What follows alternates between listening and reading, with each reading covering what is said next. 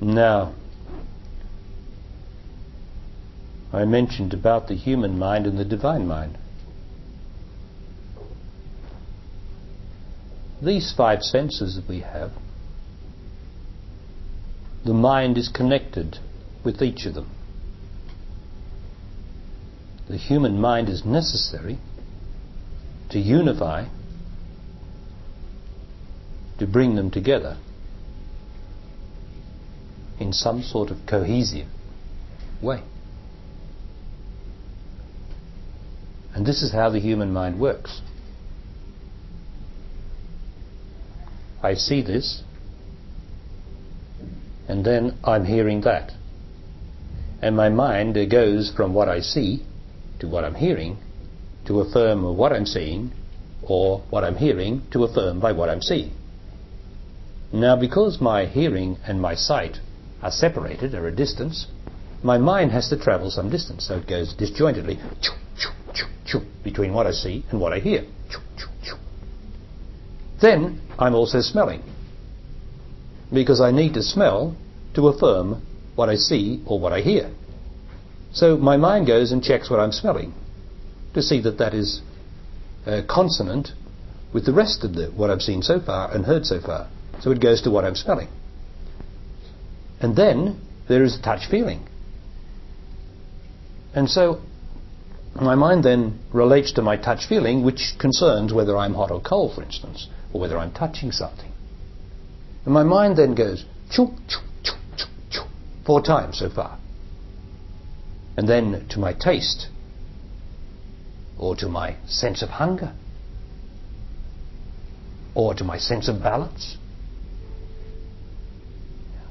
My mind is checking every moment if my sense of balance is all right, because that's another sense that we hadn't thought about, isn't it? And then there's the sense of walking, and my mind is checking all the time that the sense of walking is okay, because if I falter, it goes like this. So the mind is disjointedly checking not just 5 senses, but perhaps 8 or 9 or even 10. But it can't do it all at once. It has to fast. You know how fast the mind is? As fast as it is, it still has to cover the distance between what is seen and what is heard, and all the other senses. And so it is a disjointed sort of a pattern, and that absorbs enormous energy. It's very, very tiring. But that's the awareness, the mental awareness that we are. When I go into the consciousness, like I have been doing in that body listening to the speaker, a totally different dimension occurs. I don't have to disjointedly relate to all these senses. I relax into the sense of senses. A wondrous new place where I give up this enormous use of energy, and I start to discover this is lovely. But then the mind says, I can't believe it. No, you can't do that. You can't believe it. What about the life? And it's out here. You can't do that. Look, you're escaping. You're running from it all. And see, the mind's busy. It can't let you do that because you're going to give up the mind. So I go into me deeper and deeper. And the deeper I go into the mind, into me, the more panic-stricken becomes my mind. It says, what about me? And I say, you're not me, you're myself. Well, it says, I don't care, I am myself, yes. What's happening to myself? To me, no, you're not me, you're myself. Yeah, well, I don't care what you call me, but what about me? Doesn't it do this? Please don't let go of me. Please, please. Don't leave me, please. Isn't this the truth? And then it throws up images to pull you back, pull the attention back. Anything it will try.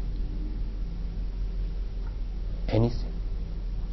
So that my attention will come out of me and come back into this troublesome self. This troublesome human mind, which never stops moving. You try it.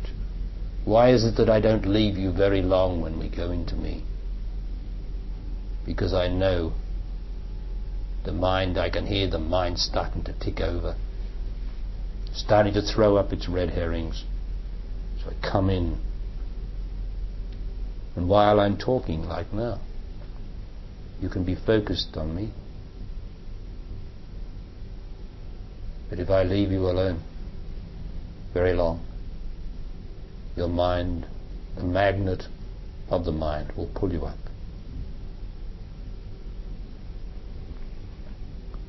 But just by doing what you're doing and listening and being with me, you are doing it. You are going deeper every second. For I come from that place. I come from that deep, deep place in me. And there's only one me. There's not 5,000 million me's, like there's 5,000 million bodies on this earth. There is only one me. And if it was said, how is this possible? It is possible like this. That if there are 10,000 puddles by the sea, reflecting 10,000 moons on a moonlit night, I ask you, how many moons are there in the heavens? Only one. 10,000 puddles. Only one me. The mind, of course, cannot believe this. The mind cannot realize this. It is utterly impossible for the human mind to realize this, because it is always moving, always relating, always trying to analyze, trying to explain, trying to rationalize. You can't rationalize me. I can only be me. Now,